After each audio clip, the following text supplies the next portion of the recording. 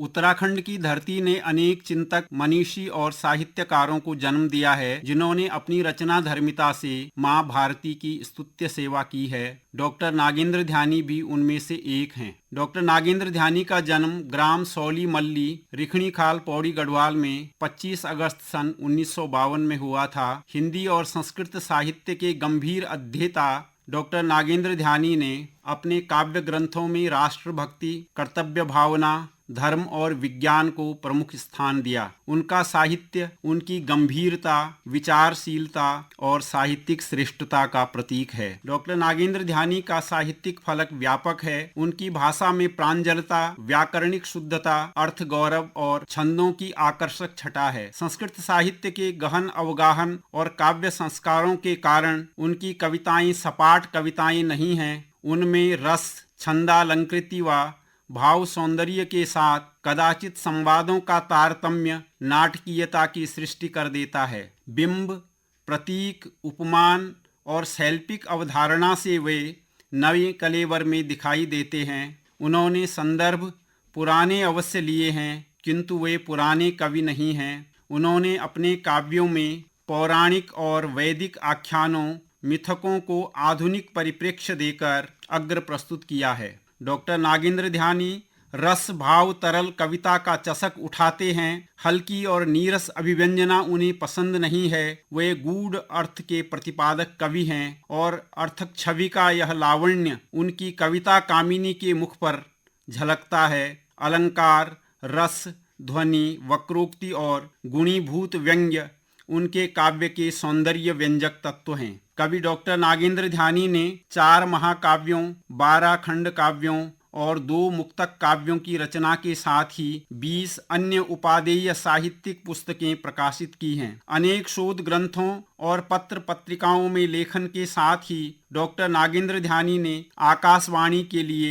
अनेक रेडियो नाटक भी लिखे। आपका महाकाव्य अग्निवर्णा सिद्ध काव्य है, शक्ति काव्य है। निराला की शक्ति पूजा में जहाँ राष्ट्र की शक्ति साधना है, वहीं अग्निवर्णा नारी शक्ति की जागृति और पराक्रम का काव्य है। मार्कंडेय पुराण के देवी आख्यान पर आधारित इस काव्य को कवि ने अपनी मौलिक कल्पना से विलक्षण बना दिया। इसमें शुंभ निशुंभ हिंसक वृत्ति के शासक हैं, रक्तबीज आतंकवादी तत्व है, धूम्रलोचन आक्रांता है, शिव वे राजनयिक हैं जो विश्व में युद्ध रोकने का प्रयास कर रहे हैं। आक्रांता धूम्रलोचन को कवि ने यों चित्रित किया है: जलाता ग्राम नगरों जनपदों गिरि आश्रमों को, रुलाता वृद्ध बालक बालिका परिजनों को, मिलाता धूल में वह गगनचुंबी मंदिरों को, बुझाता यज्ञ कुंडों की सुगंधित अर्चियों को, चिता की धूम पीता आ रहा है धूम्रलोचन।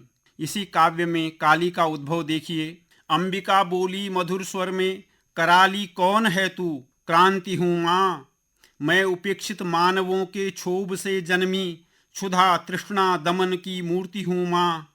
स्निग्ध मेरा रूप किसने कर दिया विद्रूप काला, छीन ली मेरे गले की पुष्पमाला। मैं विवश हूँ पहनने को दे मुझे अब मुंडमाला। उनका अग्नि परीक्षिता महाकाव्य सीता जी के दिव्य चरित्र पर आधारित है।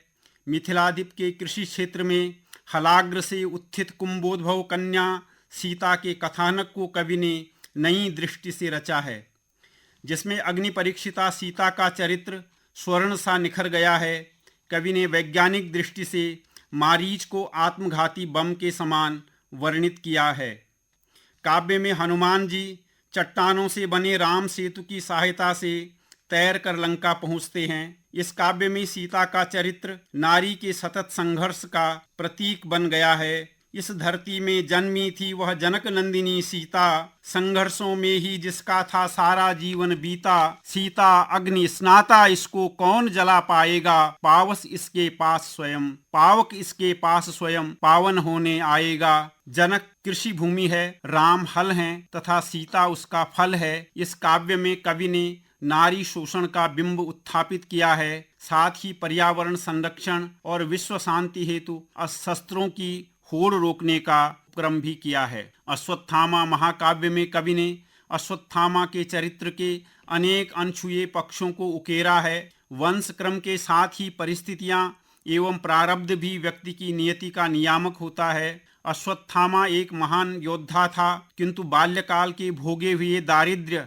एवं आश्रयदाता के प्रति कृतज्ञता के भाव से किए गए अपकृत ने अश्वत्थामा को चिर अभिशप्त कर दिया। 18 सर्गों में निबद्ध यह कृति अश्वत्थामा के चरित्र पर प्रकाश डालती है। लेकिन मेरा बाल्यकाल बीता अभाव में, शैशव का ही सखा रोष पाया स्वभाव में। आया यौवन, यौवन में मद, मद में मत्सर, चला पक्ष ऋतुमास शीस पर धर संवत्सर। यथा मृदंग संभूता बीजोत्पत्ति लतारिव, जैसे मिट्टी में पड़े बीज से जल सिंचन पाकर लता उपजती है, वैसे ही कवि की कार्ययित्री, भावयित्री और नैसर्गिकी प्रतिभा से कविता का जन्म होता है। डॉक्टर नागेंद्र ध्यानी ने कैंसर जैसी कष्टकारक व्याधि से ग्रस्त होने के बावजूद अपने अंतिम दिनों में छत्रपति शिवाजी महाकाव्य की रचना की। वे जीवन की अंतिम सांस तक सृजनरत रहे।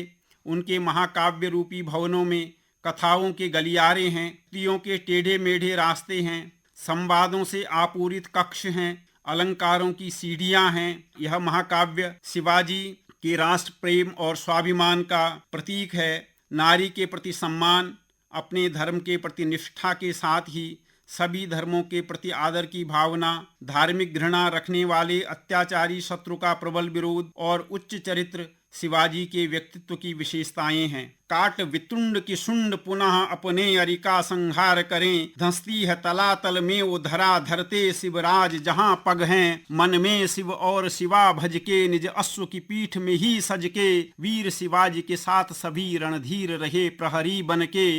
डॉक्टर नागेंद्र ध्यानी की कविता में भूषण और दिनकर जैसा ओज है। इसी महाकाव्य में जय भारत वसुधे कविता दृष्टव्य है। जय भारत वसुधे अगणित दिव्य भवन मंदिर आसेतु हिमालय, खड़े हुए हैं सहस्त्र कोटि वर्षों से तुझ पर। गगन चुंबी गिरि शिखर दिव्य गौरी गुरु के, प्रातः काल नवोदित सूर्य लिए कंधों में, सायंकाल उन्हीं में धारण किए चंद्रमस। और सप्तऋषि शंकर जी के जटाजूट से धौत धवल यश किरण कलश भर गंगा जल से, तेरा ही अभिषेक कर रहे जय भारत वसुधे। सुरसरी गाथा खंड काव्य भागीरथी गंगा के मिथक पर आधारित है। राजा सगर के 60,000 पुत्रों के मिथक को उन्होंने तथ्यपरक दृष्टि से सगर की सेना कहा है। प्राचीन ग्रंथों में राजा को प्रजा का पिता कहा गया है। दिवोदास और अभिनव शकुंतला खंड काव्य वैदिक मिथकों पर आधारित हैं। रुद्र काव्य त्रिलोचन शिव स्तुति है, जिसमें 3 सर्ग हैं। रुरुप्रिया हिंदी गीति काव्य है। अग्निगान, अग्निगर्भा, समीम्यव उनके मुक्तक काव्य संग्रह हैं। रुद्र काव्य में मनहर छंद की छटा देखिए। करुणा के सिंधु दीन बंधु इंदु शेखर, ये नाद और बिंदु तत्वमय ओमकार हैं। जगत के ईश जगदीश शिव शंकर, ये गिरीश गिरीश को झुकाते निज शीश हैं। समालोचना के क्षेत्र में उत्तराखंड गढ़वाल में स्वतंत्रता आंदोलन के कालजयी कवि एवं उत्तराखंड गढ़वाल में स्वतंत्रता आंदोलन के उत्तरवर्ती कवि गढ़वाली लोक साहित्य के 4 अध्याय उनके प्रमुख ग्रंथ हैं। गढ़वाली लोक साहित्य के 4 अध्याय में गढ़वाली लोक गाथा स्वरूप और साहित्य, गढ़वाली लोक कथा स्वरूप और साहित्य, गढ़वाली लोकगीत स्वरूप और साहित्य और गढ़वाली लोक नाट्य स्वरूप और साहित्य, इस प्रकार से 4 अध्याय हैं। डॉक्टर नागेंद्र ध्यानी को शिक्षा और साहित्य के क्षेत्र में विभिन्न सम्मान प्राप्त हुए, जिनमें डॉक्टर पीताम्बर दत्त बर्थवाल सम्मान, राज्य अध्यापक पुरस्कार, केंद्रीय हिंदी संस्थान का अनुशंसा पुरस्कार, कालिदास सम्मान, हिमाद्री रत्न सम्मान और जयश्री सम्मान प्रमुख हैं। डॉक्टर नागेंद्र ध्यानी सरस्वती के मौन साधक थे। पुरस्कार उन्हें पाकर स्वयं पुरस्कृत हुए। वे कभी किसी पुरस्कार के पीछे नहीं भागे। 16 मई सन 2025 को सरस्वती के परमोपासक डॉक्टर नागेंद्र ध्यानी ने अपनी सारस्वत संपदा समाज को सौंपकर अंतिम सांस ली। डॉक्टर पार्थ सारथी डबराल जी ने उनके विषय में कहा था, हिंदी में अकवियों द्वारा उड़ाई गई दृष्टिरोधी धुंध को छंटने दो, तब तुम्हारी कृति का मूल्यांकन होगा, क्योंकि सबसे बड़ा समीक्षक समय है, मनुष्य नहीं। डॉक्टर नागेंद्र ध्यानी अपने साहित्यिक कलेवर में सदैव उपस्थित रहेंगे और साहित्य के गंभीर अध्येताओं के लिए मनः प्रसादन और प्रेरणा के ज्योति स्रोत बने रहेंगे। उन्हें विनम्र श्रद्धांजलि।